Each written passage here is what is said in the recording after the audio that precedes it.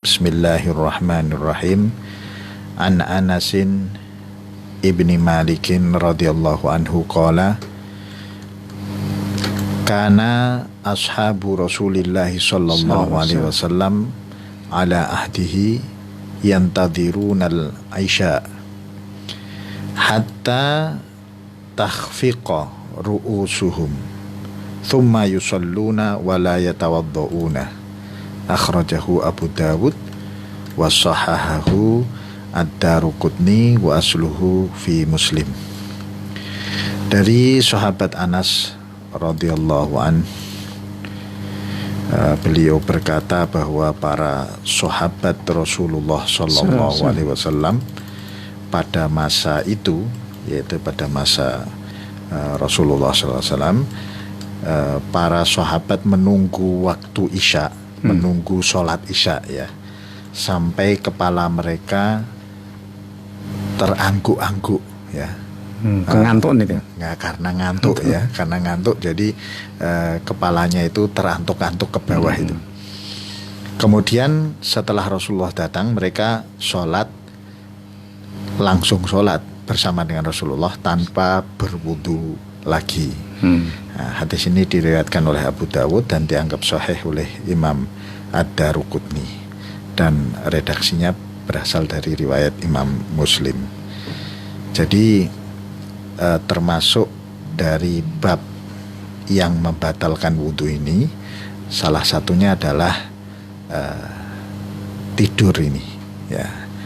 Nah, sebenarnya secara umum adalah hilangnya akal ya, hilangnya akal, karena yang lebih parah dari tidur kan seperti misalnya pingsan, kemudian gila ya, kemudian mabuk ya.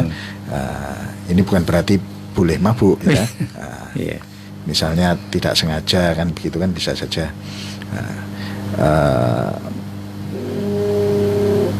Ini berarti dalam satu koridor, yaitu namanya hilangnya akal, termasuk tidur. Nah, kalau di sini dibahas tidur, tentang bab yang membatalkan wudhu, salah satunya adalah tidur, berarti yang lebih dari itu juga tentu sudah masuk dalam pembahasan ini. Seperti tadi gila, pingsan ya, hilangnya akal secara keseluruhan.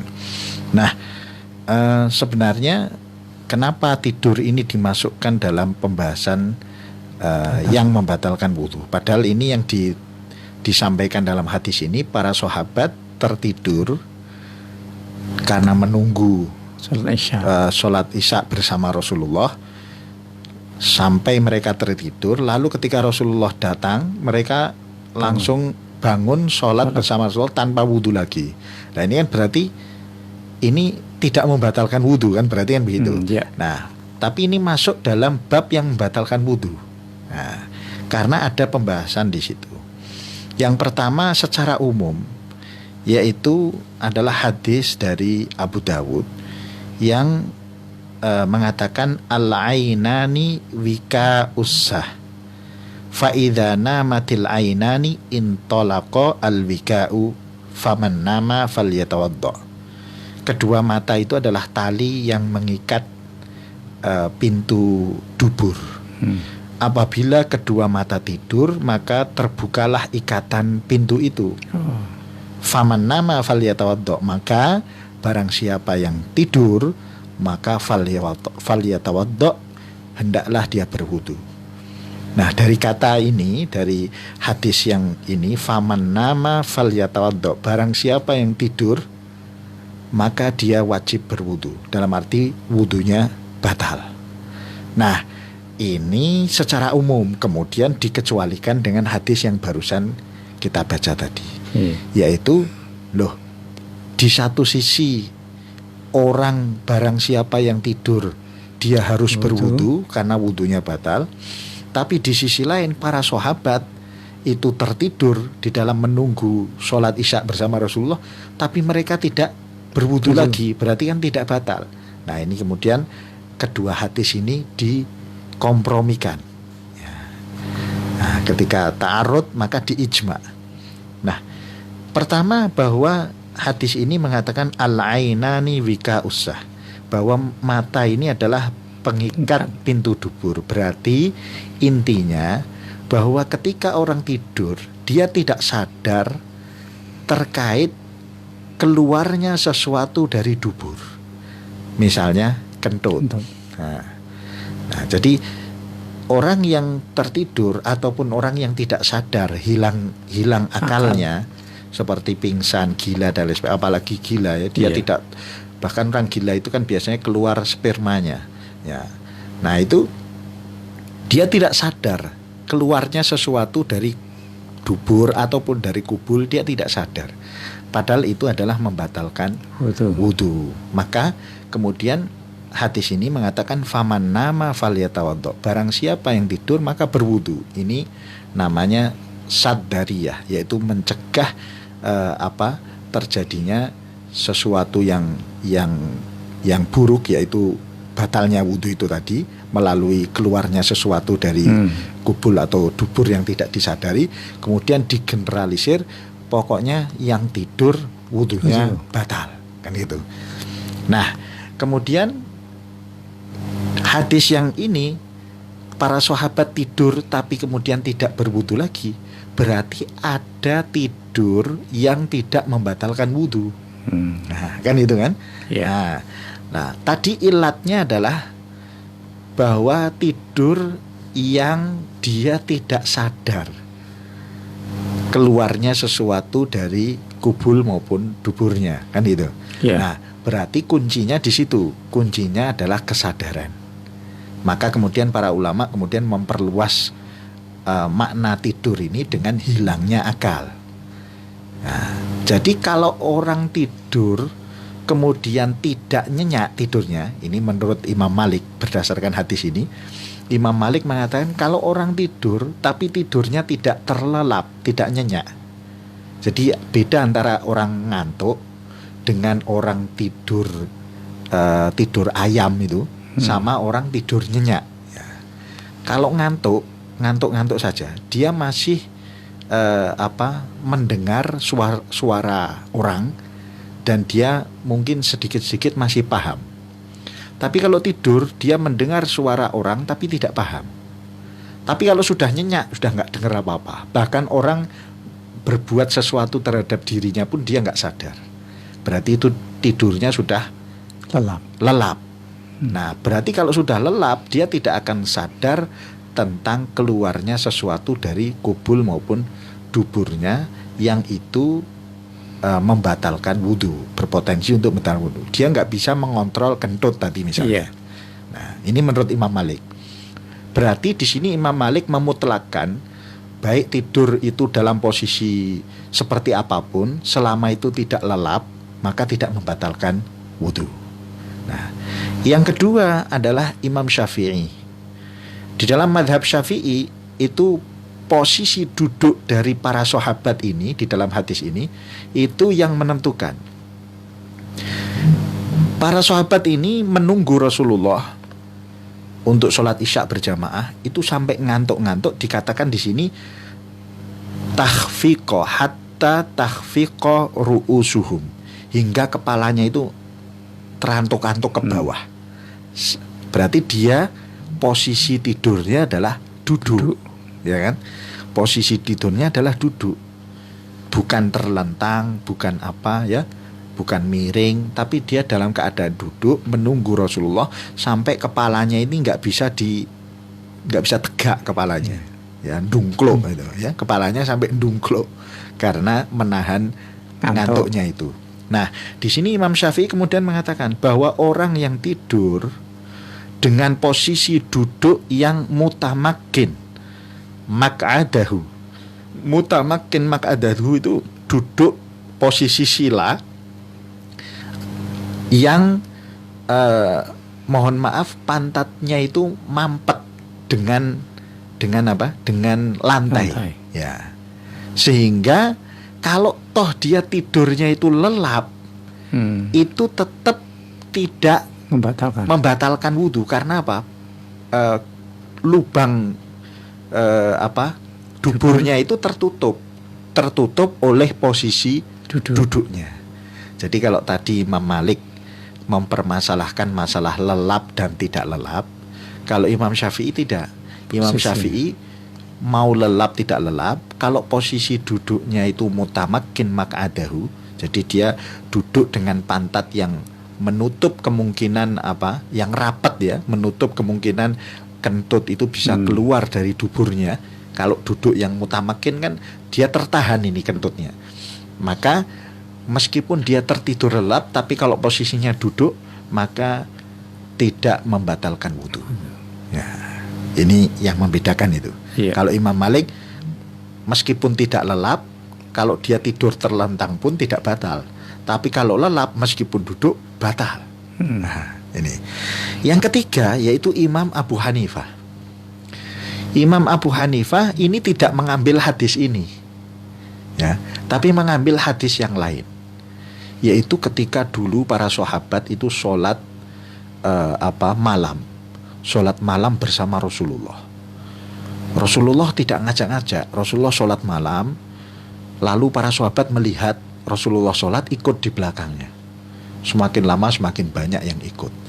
Ternyata yang dibaca oleh Rasulullah karena sholat malam, Rasulullah juga tidak awalnya tidak berniat untuk jamaah ya kan. Nah, maka yang dibaca yang pertama Al-Baqarah, rakaat kedua Ali Imran. Nah, saking panjangnya surat yang dibaca itu, sampai para sahabat itu ada yang sholat tertidur sambil berdiri. Nah, jadi sambil berdiri dia tertidur, terus jatuh gelombang gitu. Nah, lalu dia berdiri lagi melanjutkan sholatnya, tidak kemudian dia berwudu. Ini dalam hadis yang lain. Nah, berarti menurut Imam Abu Hanifah, orang yang tidur yang tidak batal wudunya adalah tidur ketika sholat. Nah, kadang ada orang yang sujud lama sekali, dikira khusyuk sekali berdoa, ternyata ketiduran dia. Nah, ini tidak membatalkan wudu meskipun posisinya itu berpotensi untuk kentut karena sujud. Sujud itu kan jengking. Ya mohon maaf. Ini berarti kan potensi untuk kentut malah besar ya. Tapi menurut Imam Abu Hanifah ini tidak membatalkan wudu ya, meskipun dia tertidur di situ karena posisinya sedang sholat. Dia tidak pakai hadis yang kita baca ini, tapi beliau memakai hadis yang lain, yaitu ketika para sahabat sholat bersama Rasulullah, sholat malam, saking lamanya itu ada yang ngantuk dalam sholatnya terus terjatuh. Ini saya pernah mengalami waktu taraweh di Masjidil Haram, itu kan juga lama itu ya, lama.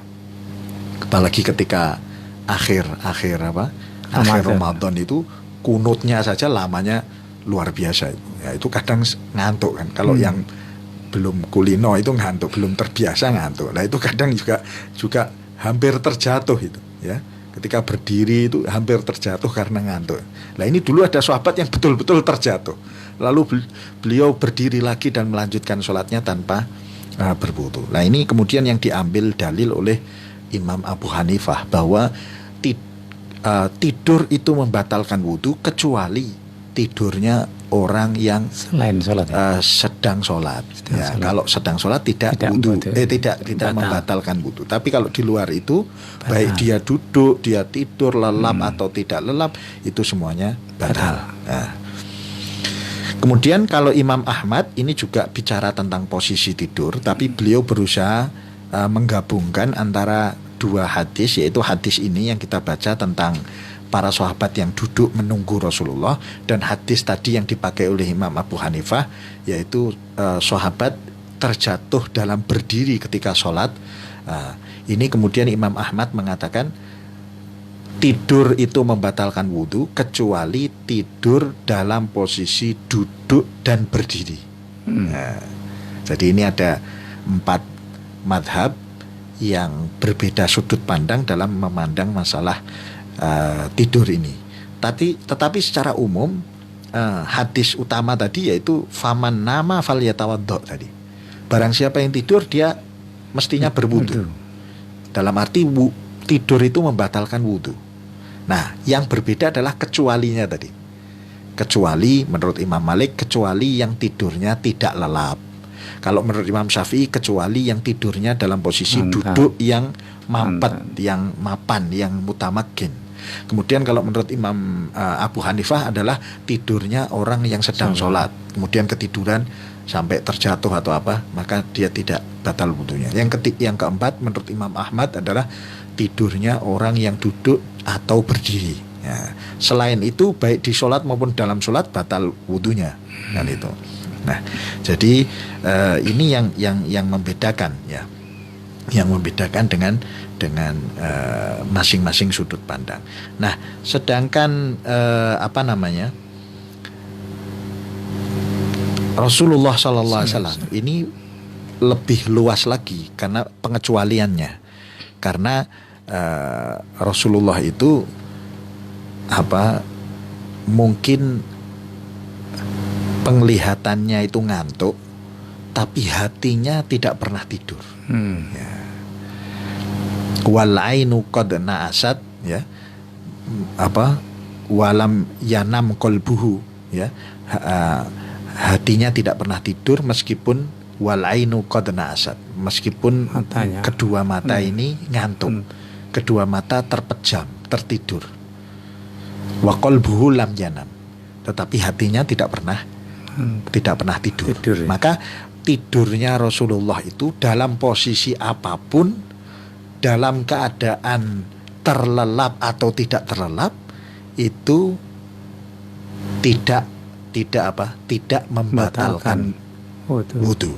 Ya, tidak membatalkan wudu. Jadi ini khusus untuk Rasulullah SAW. Ya, secara umum, maka kemudian para ulama menyimpulkan bahwa tidur secara umum membatalkan wudu, kecuali tadi yang sudah disebutkan. Kalau kita ya umumnya di Indonesia ini kan madhabnya Syafi'i, ya. Berarti tadi tidur itu termasuk salah satu yang membatalkan wudu, kecuali tidur yang dalam posisi duduk yang mapan, yang mutamakin, ya. Para ulama menggambarkan dengan bersila tadi, sehingga mencegah keluarnya kentut itu tadi meskipun dia tertidur. Nah, ini tidak membatalkan wudu yang posisi seperti itu. Nah, sedangkan yang lebih tinggi dari tidur, ya, seperti misalnya pingsan, kemudian gila, kemudian mabuk, ya, atau tidak sadar, koma dan lain sebagainya, itu semuanya adalah bagian dari hilangnya akal, maka itu semuanya membatalkan wudu tanpa ada pengecualian. Jadi orang gila meskipun duduk, meskipun berdiri, semuanya batal, ya, karena inti ilat dari ini semua, ya, satu adalah hilangnya akal itu. Nah, sedangkan ilat dari pengecualian tadi memang bermacam-macam, ya. Kalau yang menggunakan al-ainani wika usah tadi, bahwa kedua mata ini mengikat pintu dubur, ini berarti seperti yang disampaikan Imam Syafi'i, yaitu posisi duduk tidak membatalkan wudu, atau posisi yang tidak terlelap menurut Imam Malik juga tidak membatalkan wudu, kan itu. Nah, tetapi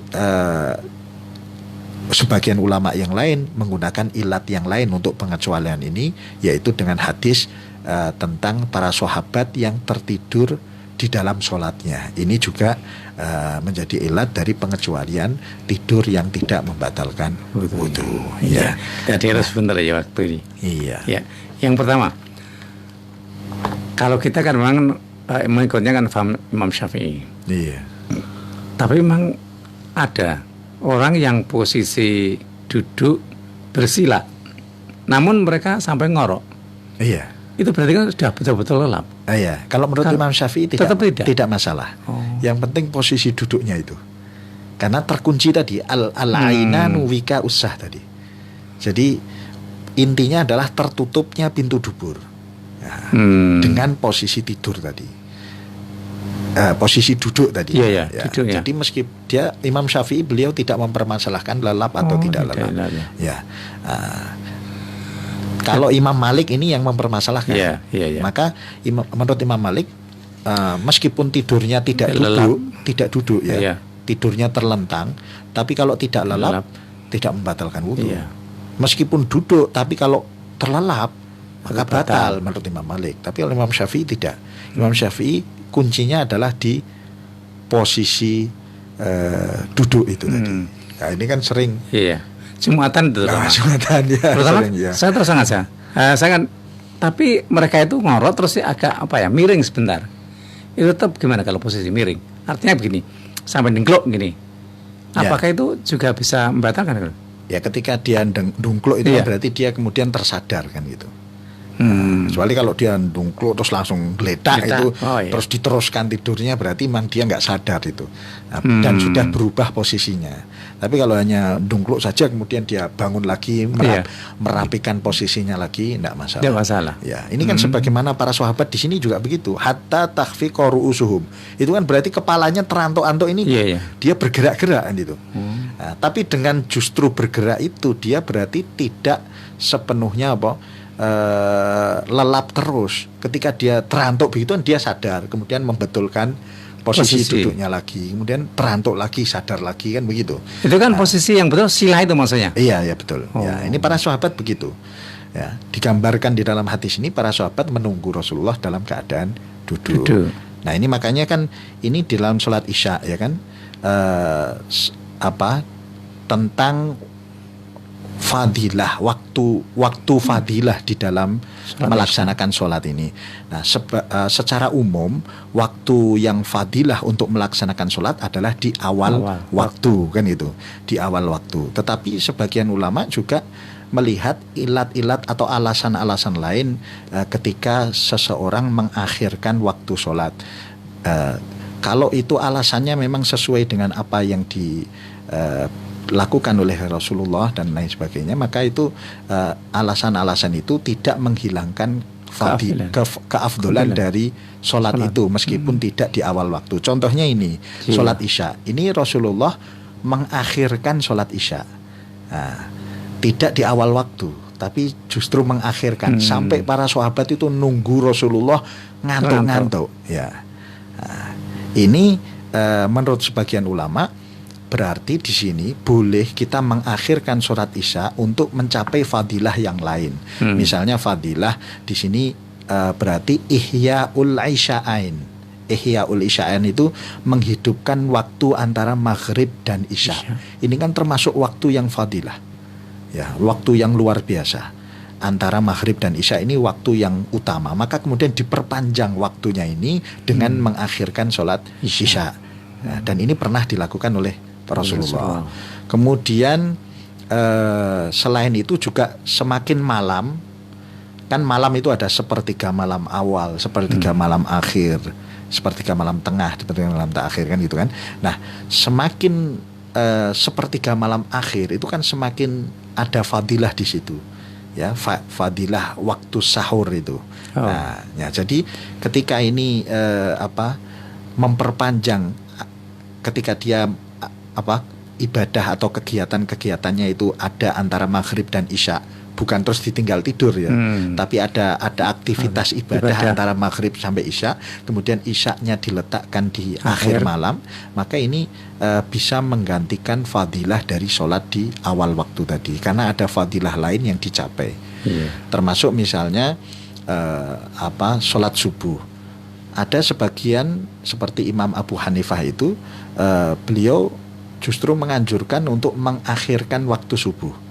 Satu, untuk menunggu para jamaah, orang-orang yang mungkin bangunnya agak terlambat, bukan siang ya, masih waktu subuh ya, masih waktu subuh, masih agak tidak gasik kan itu ya. Nah, sehingga memberi kesempatan mereka yang bangunnya agak terlambat itu bisa tetap mengikuti jamaah subuh ya, tapi tetap dalam koridor waktu masih waktu subuh ya.